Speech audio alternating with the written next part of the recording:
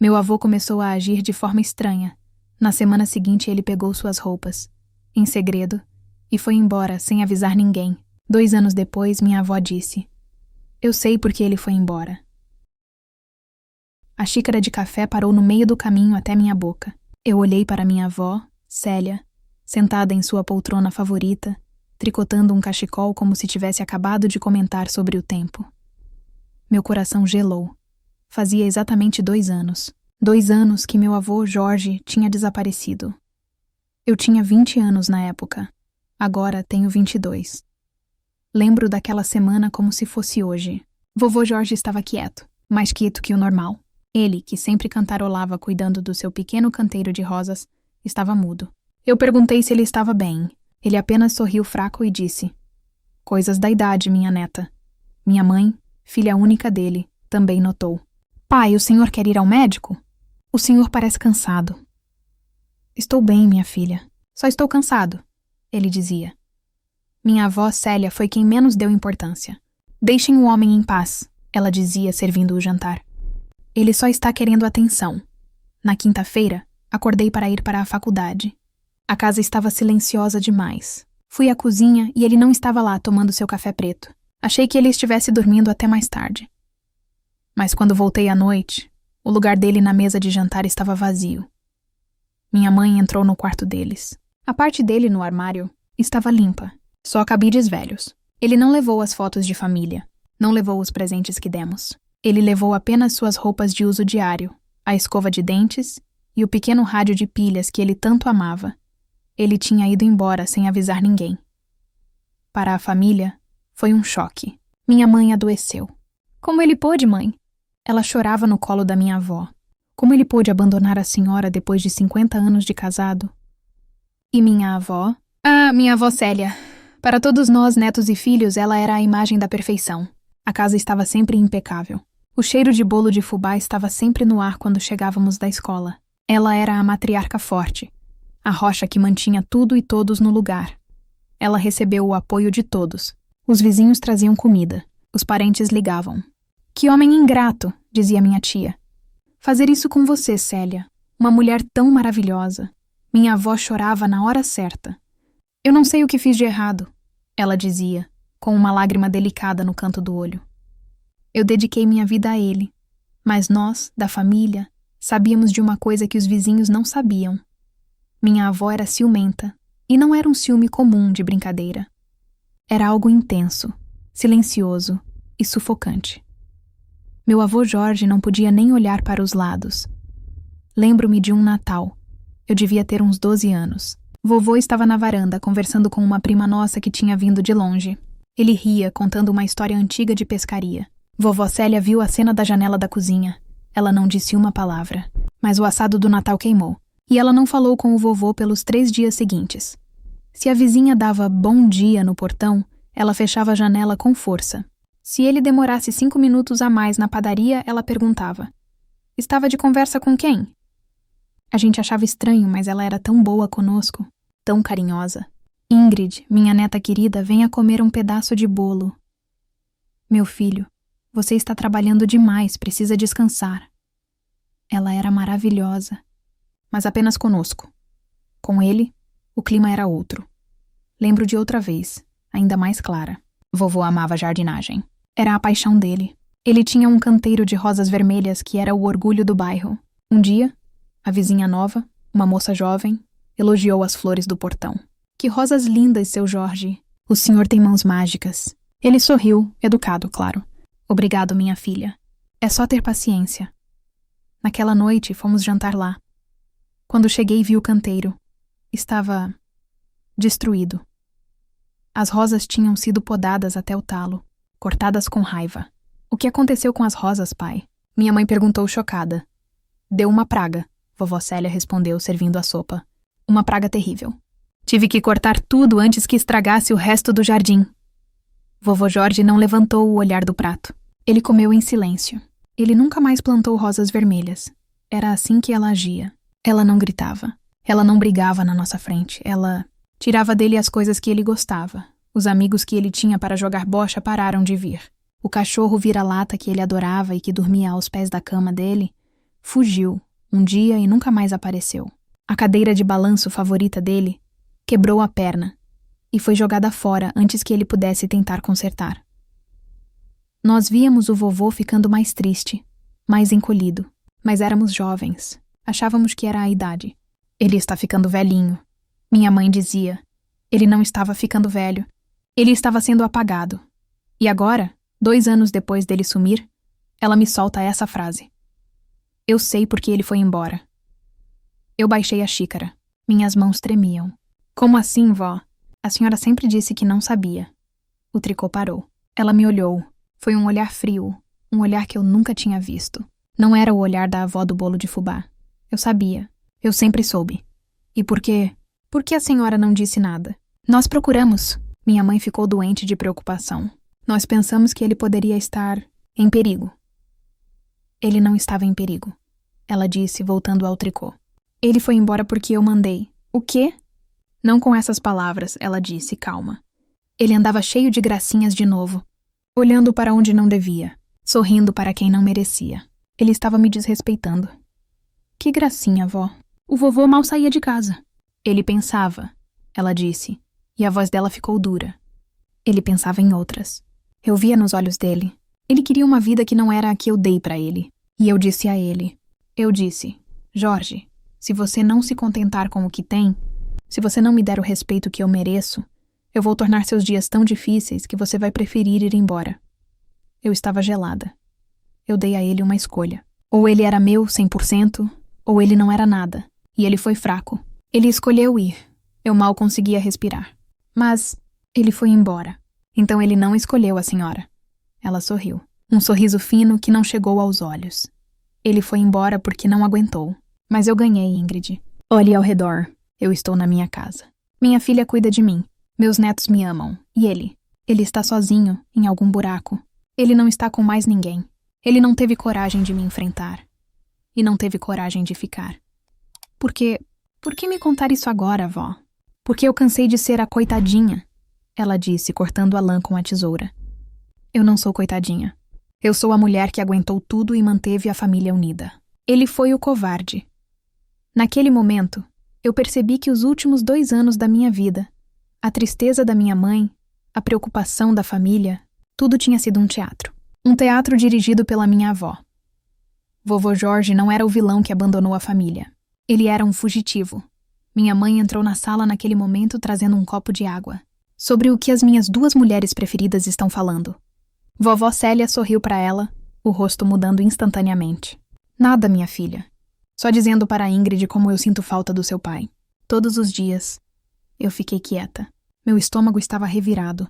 A imagem da minha avó perfeita tinha acabado de se quebrar em 1000 pedaços. Eu precisava achar meu avô.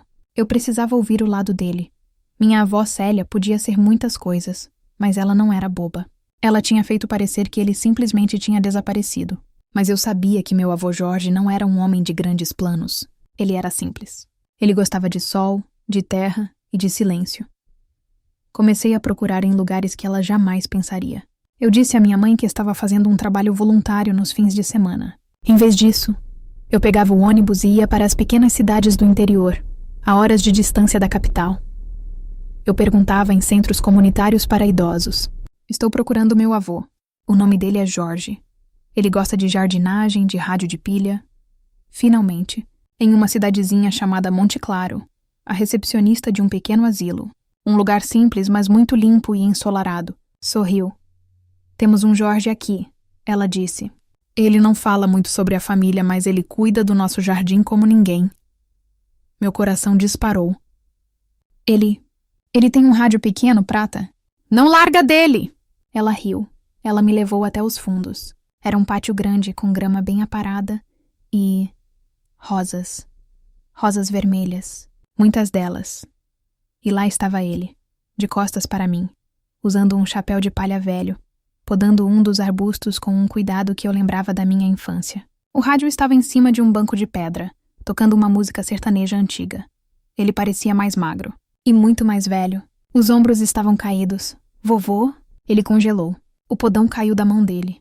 Ele se virou devagar. Os olhos dele, quando me viram, se encheram de uma mistura de alegria e pânico. Ingrid, minha neta, O quê? O que você está fazendo aqui? Ele olhou por cima dos meus ombros, como se esperasse que minha avó aparecesse atrás de mim. Eu vim sozinha, vovô. Ninguém sabe que estou aqui.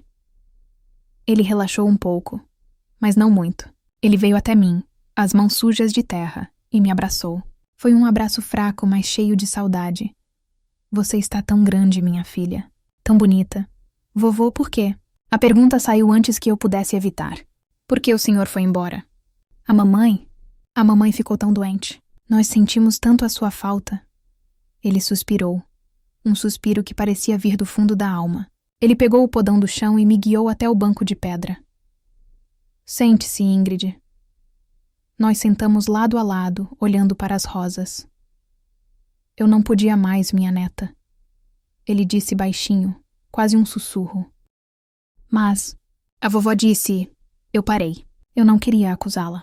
Naquele momento, tudo o que eu queria era que minha família voltasse a ser como era antes. Eu ainda tinha a esperança de que tudo não passasse de um grande mal-entendido. Vovô, a vovó sente sua falta. Todos nós sentimos. A casa não é a mesma sem o senhor. O senhor não pode voltar pela mamãe. Por mim. A gente precisa do senhor. Eu estava sendo egoísta. Eu vejo isso agora. Eu não estava pensando nele. Eu estava pensando em mim, na minha imagem de família perfeita, nos almoços de domingo que tinham acabado. Ele olhou para as próprias mãos, calejadas pela terra. Ingrid, ele começou, e a voz dele estava cansada. Você acha que eu queria deixar vocês? Deixar minha filha? Deixar você e seus primos? Então por que, vovô? A vovó pode ser difícil, eu sei. Ela é ciumenta, mas ela ama o senhor. Ela me ama. Ele me interrompeu. E pela primeira vez eu vi uma faísca de algo que não era tristeza nos olhos dele. Era... amargura. Não, minha neta. A sua avó não me ama. A sua avó me... possui. Eu não entendi. Eu conheci a Célia quando tínhamos 18 anos. Ele disse, olhando para o nada. Ela era a moça mais bonita da festa. E ela me escolheu. Eu me senti o homem mais sortudo do mundo. Mas o que eu não sabia era que, quando ela me escolheu, ela achou que eu tinha assinado um papel de propriedade. Ele continuou. Nos primeiros anos era bom. Tivemos sua mãe, eu tinha meu trabalho. Mas então, as coisas começaram. Primeiro foram os meus amigos. Eu não podia mais jogar bola no fim de semana. Futebol é coisa de homem que não tem família, Jorge. Depois foi meu trabalho. Eu era marceneiro, eu amava. Mas eu tinha que lidar com clientes. E às vezes... clientes mulheres. Ela fazia um escândalo tão grande quando eu chegava em casa, me acusando de coisas que eu nem sonhava, que eu desisti. Arranjei um emprego na prefeitura, varrendo rua, onde eu não precisava conversar com ninguém. Eu estava chocada. Vovô sempre foi varredor? Eu achava que ele sempre tinha sido. Eu cedi, ele disse com vergonha. Eu cedi para ter paz. Eu cedi pelo bem da sua mãe. Eu pensei, é o jeito dela. Ela me ama tanto que não sabe controlar. Mas não era amor. Ela não deixava eu ter um cachorro. Ela não deixava eu ter uma cadeira de balanço. Ela não deixava eu ter minhas rosas, porque a vizinha elogiou. Eu sei, eu sussurrei. Eu vi o canteiro. Ele me olhou surpreso. Você viu? Eu vi, vovô. Eu lembro. Pois é, ele disse, balançando a cabeça. Cada coisinha que me dava um pingo de alegria, ela tirava de mim. Ela não podia suportar me ver feliz com algo que não fosse. Ela. E nem com ela eu podia ser feliz, porque ela estava sempre vigiando, sempre desconfiada. Nos últimos anos ficou pior. Eu não podia nem sentar na varanda. Está olhando o movimento, Jorge? Vendo as moças passarem? Eu estava olhando os passarinhos, Ingrid. Eu só queria olhar os passarinhos. Ele parou, a voz embargada. Naquela última semana, eu tinha comprado um peixinho, um beta, desses que ficam num aquário pequeno. Eu escondi no galpão dos fundos. Era o meu segredo. Eu ia lá, dava comida e ficava olhando ele nadar. Era a minha única companhia. Ela achou. Eu fechei os olhos. Eu não queria ouvir. Eu cheguei em casa do trabalho. E ela estava fritando peixe. Um peixe pequeno. Ela me serviu o prato e disse: Você anda comendo pouco, Jorge. Fiz um peixinho especial para você. Meu estômago revirou violentamente. Eu senti vontade de chorar. Naquela noite. Ele continuou, a voz falhando. Eu esperei ela dormir. Eu peguei a minha mochila de trabalho. Coloquei as roupas que eu mais usava, meu rádio. Eu tinha umas economias que guardava debaixo do colchão há anos. Eu saí. Eu não sabia para onde ia. Eu só sabia que se eu ficasse mais um dia, eu não ia aguentar. Ela ia me matar. Não de faca. Ela ia matar o que restava de mim por dentro. Eu olhei para ele. O homem forte que me ensinou a andar de bicicleta. Agora um homem quebrado, que fugiu para salvar a própria vida. Eu comecei a chorar. Mas não de pena dele. De vergonha. Vovô, me perdoa. Eu solucei. Me perdoa por pedir para o senhor voltar. Eu não sabia. Eu não entendia. Ele colocou o braço ao redor dos meus ombros. Você não tem culpa, minha neta. Você foi criada vendo a sua avó boazinha. A avó do bolo. Eu também via ela. Até ela fechar a porta do quarto. Mas e a mamãe? Ela sofreu tanto. Eu sei. Isso é o que mais dói no meu coração. Mas a minha filha já é adulta. Ela tem você. Eu não podia mais. Eu escolhi viver, Ingrid. Mesmo que fosse sozinho, num lugar como este. Pelo menos aqui, eu posso ter as minhas rosas. Eu olhei para o jardim. Era lindo. E era dele. Ficamos em silêncio por um longo tempo. Eu finalmente entendi. A vingança dele não foi ir embora. Foi sobreviver. A vovó me disse uma coisa. Eu falei, limpando as lágrimas.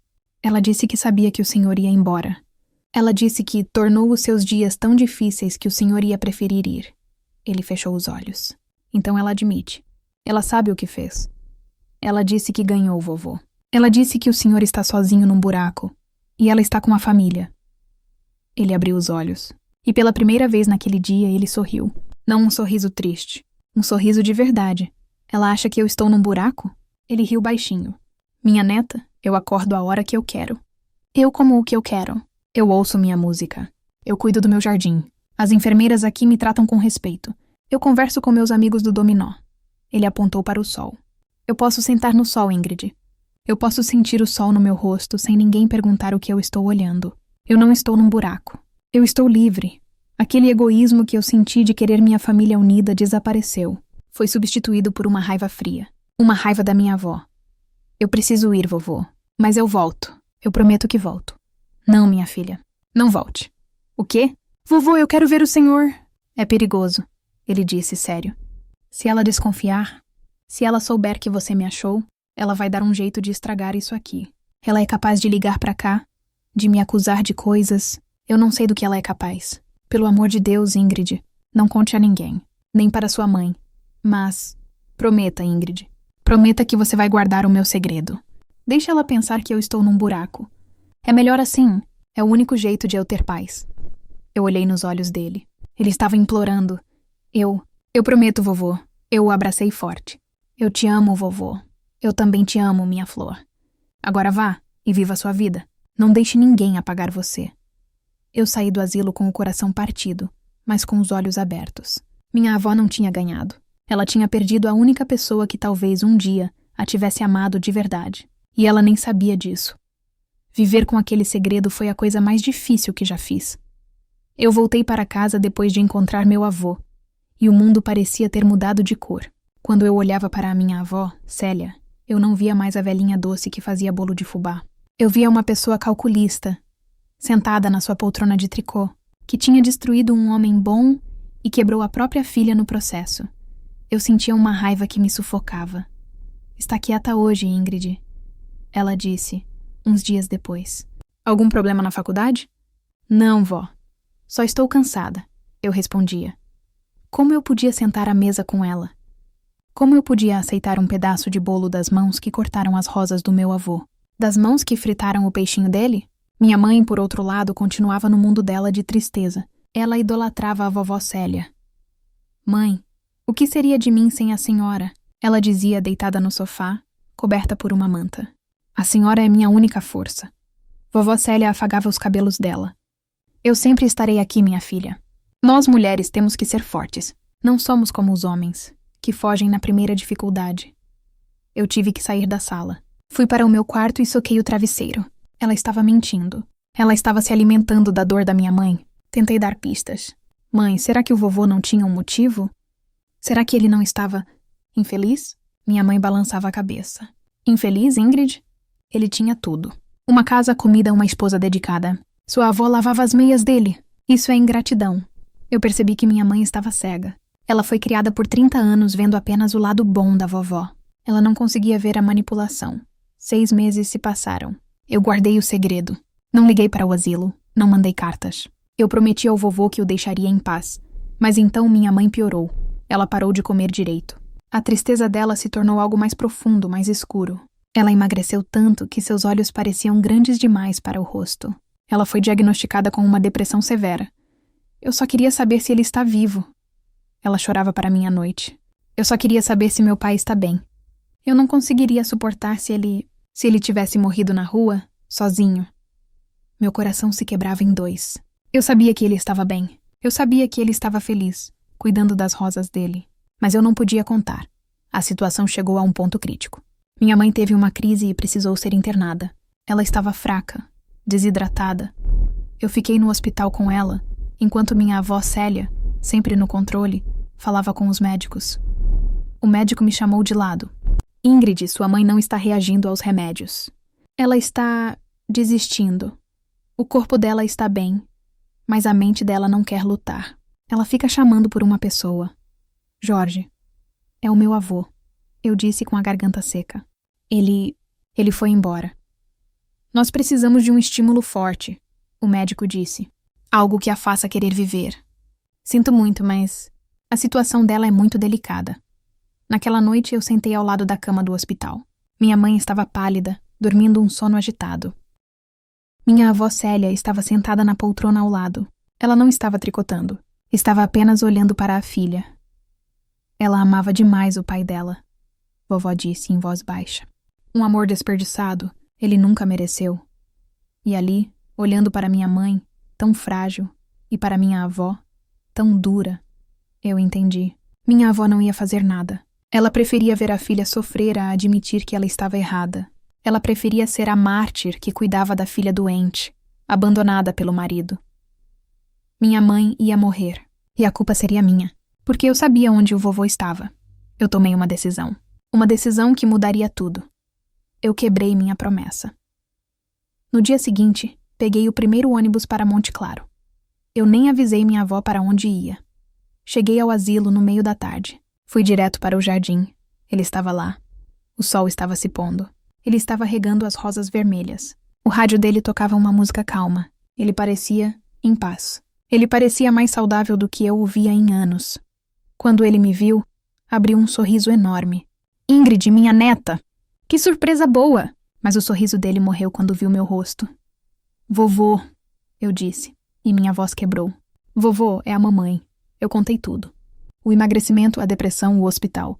Eu disse a ele o que o médico falou. Ela está desistindo, vovô. Ela acha que o senhor morreu na rua. Ela está morrendo de tristeza. Ele largou o regador. Ele olhou para as suas rosas. Ele olhou para o céu.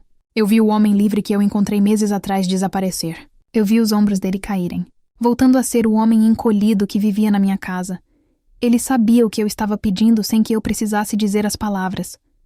Ela vai me usar, ele disse baixinho. O quê, vovô? A Célia. Ela vai usar a doença da nossa filha para me prender de novo. O senhor não precisa voltar para casa, vovô. Só venha ver a mamãe. Deixe ela saber que o senhor está bem. Talvez isso seja o suficiente. Ele balançou a cabeça. Não, Ingrid. Você não entende sua avó. Se eu aparecer, não vai ser o suficiente. Ela só vai parar quando eu estiver debaixo do teto dela de novo, onde ela possa me vigiar. Ele olhou para mim. Os olhos dele estavam cheios de uma tristeza tão funda que doeu em mim. Ela é minha única filha, Ingrid. Eu sei, vovô. Eu não posso deixar ela. Eu não posso. Ele deu uma última olhada no seu jardim. Uma despedida silenciosa. Ele desligou o rádio. Me espere na recepção, ele disse. Vou pegar minha mala. A pequena... Eu chorei o caminho inteiro de volta para a cidade. Ele ficou em silêncio ao meu lado, olhando pela janela. Ele não estava voltando para a minha avó. Ele não estava voltando porque sentia falta dela. Ele estava voltando pela minha mãe. Ele estava voltando para salvar a vida da filha dele. Ele estava se sacrificando. Chegamos ao hospital à noite. Eu o levei até o quarto. Minha avó Célia estava lá, lendo uma revista. Quando a porta se abriu e ela viu o vovô Jorge parado ali, com sua malinha na mão, ela não pareceu surpresa. Ela não pareceu aliviada, ela deu um sorriso. Um sorriso mínimo, quase invisível. Mas era um sorriso de vitória. Ela tinha ganhado. Jorge, ela disse, como se ele tivesse apenas saído para comprar pão. Você demorou. Meu avô não olhou para ela. Ele foi direto para a cama. Minha mãe abriu os olhos. Quando ela viu o vovô, o rosto dela se iluminou de uma forma que eu não via há anos. Pai, ela sussurrou, achando que era um sonho. Estou aqui, minha filha, ele disse, pegando a mão dela. Eu voltei. Eu estou aqui. Minha mãe começou a chorar. Um choro de alívio. Ela agarrou a mão dele e não soltou mais. Meu avô sentou na cadeira ao lado da cama. Minha avó Célia se levantou da poltrona dela. Bom, ela disse, ajeitando a saia. Agora que a família está reunida, eu vou em casa buscar umas roupas limpas para você, Jorge. Você vai ficar no seu antigo quarto. Ela saiu do quarto. E eu soube, naquele instante, que meu avô tinha acabado de voltar para a sua prisão. E eu tinha sido a carcereira que abriu o portão. Meu avô não saiu do lado da minha mãe. Ele ficou no hospital por 3 dias seguidos, dormindo na poltrona desconfortável. Ele segurava em a mão dela. Às vezes, eu o pegava apenas olhando para ela, com uma expressão de dor e amor tão profundos que meu peito se apertava. Minha avó Célia trazia comida para ele. Coma, Jorge. Você precisa se manter forte para a sua filha. Ela falava com ele como se fala com uma criança teimosa. Ele obedecia. Ele comia o que ela mandava. Ele bebia a água que ela lhe dava. E minha mãe floresceu. Foi como mágica. Em 2 dias ela estava sentada na cama, comendo sozinha. A cor voltou ao seu rosto. Pai, o senhor não vai embora de novo, vai? Ela perguntou, com os olhos de uma menina assustada. Eu vi meu avô engolir em seco. Ele olhou para minha avó, que estava parada perto da porta, observando a cena. Não, minha filha, ele disse, e a voz dele soava morta. Eu não vou a lugar nenhum. Minha avó sorriu. Quando minha mãe teve alta, voltamos para casa. Foi o dia mais estranho da minha vida. Parecia que estávamos fingindo que os últimos 2 anos não tinham acontecido. Vovó Célia tinha arrumado o quarto. A parte dele no armário estava limpa, pronta para receber suas poucas roupas. A cama estava arrumada, mas a casa não era mais a casa dele, era o território dela. Na primeira semana, ele tentou ir ao quintal. Ele gostava de mexer na terra. Mas o pequeno canteiro que ele tinha, onde costumava plantar temperos, não existia mais. Minha avó tinha mandado cimentar tudo. Fica mais fácil de limpar, Jorge, ela disse da janela da cozinha. Chega de trazer terra para dentro de casa. Ele ficou parado, olhando para o cimento cinza por um longo tempo. O rádio dele, que ele trouxe na sua malinha, um dia sumiu da mesinha de cabeceira. Onde está meu rádio, Célia? Ele perguntou. Ah, aquilo? Estava fazendo um barulho horrível, um chiado. Joguei fora. Já estava velho. Comprei um novo para você. Ela disse. O rádio novo era um aparelho grande, moderno, que ficava na sala, onde ela podia controlar o volume e a estação. Ele nunca ligou, eu tentei intervir. Eu tinha 22 anos, mas me sentia uma criança covarde. Vó, por que a senhora fez isso? Ele gostava daquele rádio. Ingrid, não se meta. Estou cuidando do seu avô. Ele voltou para casa e as coisas precisam ter ordem. Ele estava vivendo como um largado naquele lugar. Precisa voltar a ser um homem decente. Eu olhava para minha mãe, esperando que ela dissesse algo. Mas ela estava tão feliz por ter o pai de volta que não via o que estava acontecendo. Para ela, a chatice da minha avó era só o jeito dela de cuidar. Meu avô começou a encolher. Se antes ele era um homem triste, mas vivo, agora ele era uma casca. Ele passava horas sentado na poltrona da sala.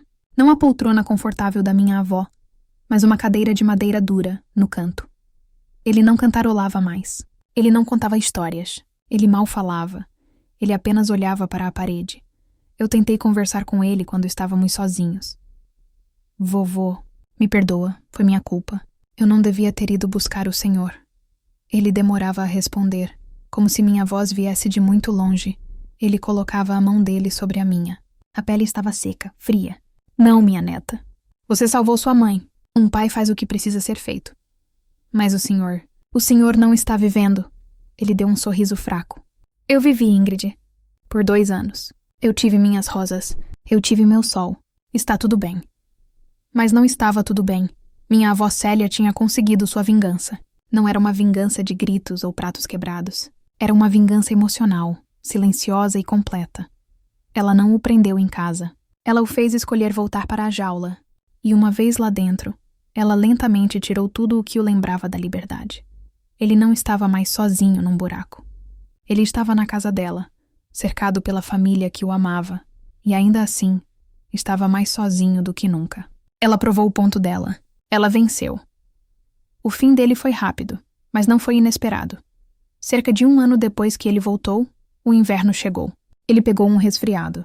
Vovó Célia fez chás, deu remédios. Vamos, Jorge, levante dessa cama, isso é moleza. Mas ele não tinha mais vontade. O resfriado virou algo no pulmão. O médico disse que ele precisava ir para o hospital. Eu sentei ao lado da cama dele na noite antes da ambulância vir buscá-lo. Ele respirava com dificuldade. Vovô, eu chorei baixinho. Luta, por favor. Ele abriu os olhos. Estavam turvos, as rosas. Ele sussurrou. Clyde, das rosas. Eu não entendi. Não tínhamos rosas. Ele faleceu 3 dias depois no hospital. O corpo dele simplesmente desistiu de lutar. O velório foi cheio. Todos vieram dar apoio à viúva devotada. Minha avó Célia chorou na medida certa. Ele finalmente descansou. Ela dizia, recebendo os abraços. Minha mãe estava arrasada, mas estava saudável. Ela tinha tido seu último ano com o pai. Ela estava ali, forte, cuidando da minha avó. Eu não consegui chorar. Eu só sentia um vazio frio e uma culpa que me corroía. Hoje, alguns anos se passaram. Minha avó continua na sua poltrona tricotando. Minha mãe cuida dela. A vida delas continuou. Mas eu me lembro de tudo. Eu me arrependo. Eu me arrependo tanto de ter sido egoísta. Eu queria minha família de volta. Eu queria a foto do almoço de domingo. E, para ter essa foto, eu sacrifiquei a única pessoa que tinha conseguido escapar. Eu pedi para ele voltar para uma vida que ele jamais gostou. Uma vida que o estava matando por dentro. Eu ajudei a completar a vingança da minha avó. Semana passada, eu dirigi até Monte Claro. Fui até o asilo. O jardim ainda estava lá. As enfermeiras se lembravam dele. Ah, o seu Jorge, que homem bom. Ele amava este jardim. As rosas vermelhas dele estavam enormes, bem cuidadas. Eu finalmente entendi o que ele quis dizer. Cuide das rosas. Ele não estava falando de plantas. Ele estava falando da liberdade dele, do lugar onde ele foi feliz. Eu me sento no banco de pedra onde conversamos. O túmulo dele está no cemitério da cidade, mas é aqui, neste jardim, que a alma dele descansa. Eu falhei com meu avô. Eu não pude lhe dar a vida que ele merecia, mas eu posso contar a história dele. A história do homem que foi apagado em nome de um amor que não era amor, era posse. E eu conto, para que talvez alguém, em algum lugar, veja os sinais antes que seja tarde demais.